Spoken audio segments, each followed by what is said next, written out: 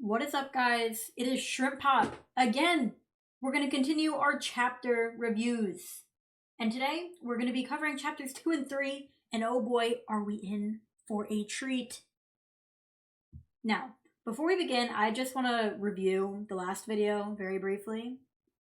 So, Coco helps her mom with the claw shop, and Kiefer the witch comes in and does magic, but Coco sees it and realizes the book she got from her childhood from a suspicious figure can be traced, so she does some spells and turns not only her mom, but the whole house into stone. Which is why, ladies and gentlemen, why Kiefer did not get that book. Because it's stone, it's fossilized. Brought to you by this comment. Thank you, user, for Ficrix. I appreciated that. And okay, debriefing done. Now, let's get on with it. So we open with this beautiful spread of the Atelier. Oh my god. Just take a minute. Let that sink in. Okay. Quintuple explains that he's got these thorns around Coco's house. So nobody gets in, nobody gets out. That's fair. Now, Coco's sentimental about leaving her mom. Aww. Queefrey, being the guy he is, tries to cheer her up. And his newfound adopted daughter is confused. Now, I would be a little conked out too if I just saw water like that moving. Queefrey's like, yeah, just water, bro. And he leaves immediately and leaves Coco with this water-looking orb. And then we start to meet the cast. So we got Tetia. Pink hair, bubbly. Kind of reminds me of like a Pinkie Pie. I think she's a great character for Coco. Coco's going through it right now. She needs some positivity. And this girl's gonna bring it. So she happily explains the thing that Kiefer did not. I mean, look at her. Aww. And then next we got Richie? Richie? Oh my god, bro. I actually have no idea. We're gonna go with Richie. Just because it's fun. She's a little more reserved, a little more my pace. She's kind of chill like that. So Tetia here is pretty big hype about Coco trying to figure out all of her business. Coco don't really got a clue what's going on. It's her first day out here. She don't know. So she's just says it as it is. She's real with them. And they come off a little shocked. And comes to find out there are rumors already. Oh my god. Kiefer! It is barely 24 hours in and you're gossiping like a high school freshman. How do they know? This actually highlights that Coco gets to keep her memories while having previously dabbled in the dark arts, which I see coming off as like, oh, she's an exception. She's lucky. So I see some people holding some grudges about this, but we'll learn more about that a little later. They also call her like an outsider. I've seen other translations saying an unknowing. I think I would stick with unknowing. And an unknowing is just anybody who's not a witch. A plebeian, if you will. And I don't know what Cthulhu they got here in the background, but he's kind of sick. Kiefer Underpearl's back in and he kicks everyone out except Coco, of course. So, we're going to get some background on the world. Not terribly long ago, magic was a much more acceptable, common thing, but since it was so accessible, this caused a lot of wars, and people got absolutely freaky with it, ruining it for everyone. So the few witches with their morals intact made a plan to start wiping out people's memories, and started this whole apprenticeship thing so magic doesn't die out completely. Which I understand because I'd be mad cranky too if my dishwashing spell got removed because of World War 24. Basically everyone's minds wiped to prevent some anarchy. And I guess Coco, knowing about this dark magic spell from all the wars, got people freaking out. But I mean, look at Coco. What is she gonna do? What is she gonna do? Actually, after that foot to the face, what she can't do is my concern. So we know Coco, she curious. Coco asks about the forbidden magic. And Kiefer's like, well, that's anything that hurts people. And then Coco hops on that immediately, a little too quick. She does not want to be in the dark. Because, well, last time she was in the dark not knowing what she was doing. Yeah. But, Kiefer emphasizes magic on the human body is forbidden. And yeah, even the good ones. Yeah, sorry, no cure for cancer yet. That'll be $3 billion. Except, of course, the Men in Black spell is the one that's chill. For legal purposes, I suppose. The magic is usually for tools, as seen here. Wow! We get introduced to the Tower of Books, and basically, every book is supposed to be in there, which means that picture book from that freaky A bum that screwed Coco over. So right when Coco about a Five Nights at Freddy's 2 jump scare right into that, behemoth comes in, and basically the tower is guarded by 4 witches, and only witches that pass their test can enter. Keyfree decides to spit some bars here, actually, and then we get a room tour. And we also have our first mention of the goat. The goat! So then Keyfree pulls out his little beat headphone ear muff, and it's like he's talking smack about Coco Melon or something. A little shady here. But while he's doing that, Coco gets curious again and goes snooping around, and God, the first appearance is fire. Iced out, dripped, $1 million outfit, don't care, L plus ratio Coco. So this is Agate, our modern day Sasuke, if you will. Agate politely asks Coco to move aside and sympathetically tells Coco that it's all her fault. That's why your mama dead. Dead as hell. Dang, bro, she really rubbing salt on the wound, calling her an unknowing like it's a slur. But Coco not taking that. And she's like, oh, you've been doing this your whole life? And I was able to cast magic in a day. And I will do more. And then Agate's like, oh yeah? Square up. Prove it. Your test begins tomorrow. What? Right, and that's chapter 2. Now chapter 3. We're going right in. Okay, cute. Is that the toilet?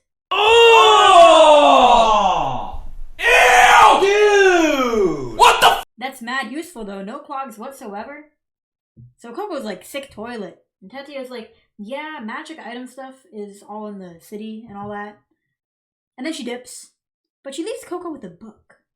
So Coco's gonna nerd out real quick, and the book says that magic items are a thing people can use, so they're highly sought after, which means supply and demand. That is a market right there.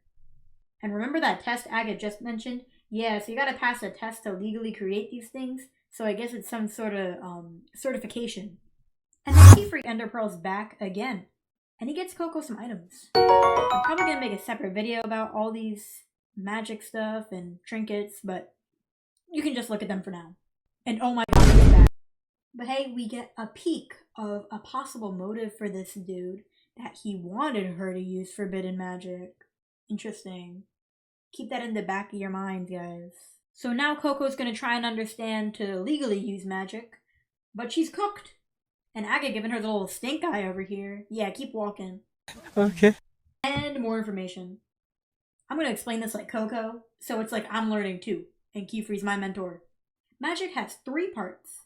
So, we got the rune, which is the centerpiece. The line stuff around it is called the keystone mark. And then we got the glyph, which is just the circle, the border. So runes can be like elemental, fire, water. It's like the core of the spell, pretty much. And then the keystones get a little more specific. They can determine the size, direction, the angle. And then you just gotta close it. So Keyfree knows he gotta flex real quick and gets Coco all amped. And then she gets immediately insecure. Bruh. Which honestly, I think this speaks to a lot of artists. I can understand drawing something and then scrapping it immediately. Or people comparing. So Keyfree's trying to help. He's gonna break down the little specifics on what can improve a spell, what can deter it, and hex no. Coco, I'd be screaming too, even though she's like 4 years old. After what she said to you earlier, I'm not messing with that. So I could go through some sort of episode here, but then she's trying to play it off. Like, come on. Putting the hair back, trying to be sleazy with it. Like, calm down, girl. You were freaking out earlier. We know you were peeved. So then she wants to take a step further, and she's like, let me school you real quick. So she points out on her little keystone line is unbalanced, which causes the spell to shoot in a certain direction directly in her face with perfect accuracy. Coco, you sure? I wouldn't blame you, Coco. After what she said to you? That's why your mama did. Do it again. And so as things are getting quite heated, Keyfree leaves. Yep, he leaves him with Agate. Got Coco hollering like, Michael, don't leave me here. Michael, help me. He doesn't see an issue and dips. And Agate immediately goes in for the kill and is like, okay, you're getting tested now. But before we go into that, the 6 eyes here, ender pearls again, to this tower. And we see we have another witch named Alera. Actually, I didn't know her name going throughout this entire book. Oh my god, bro. Good to know. So she calls him a problem child, so this is clearly not Kiefer's first rodeo with stuff like this. And then we get our first mention of the brimmed caps. And the brimmed caps are basically our villains. Turns out it's the first time we've seen forbidden magic in 4 years. I feel like that's cap. Are you telling me not one forbidden spell slipped past you? Like, come on. Come on. So she mentions Coco, and Kiefer's like, oh, well, she's not certified yet. She's not even ready for the first test. Ahaha. The Dada range must be precisely at its highest altitude of the year. Her life would be at risk. Oh my god! Dang! Agate, did you know that? Agate must have been on site. She probably knew it was at the highest elevation of the year. Coco's like, are you sure about this, Agate? Master Kiefer's away. And she cuts her off immediately. And of course, she got a slip in the, I passed when I was 10. Could have fooled me. I thought you still had to break double digits, bro. Okay, now the first test. So you can take not 1, not 2, but 3 items with you. And your magic supplies. And you gotta get this crown plant, which grows at the top of the Dada Mountains. Yeah, those mountains I mentioned earlier, that are at the highest elevation. Agate's trying to catch a case. And Cocomelon here is instantly like, I can bring the toilet? And Agate's like, yeah, good luck moving a galaxy, you're not that Palkia. So she can take a magic compass and like some buoys to drink water. And then Coco's like, Agate, what about your forces? My forces? Despite being appalled, she complies. Look, she's not that bad. Oh.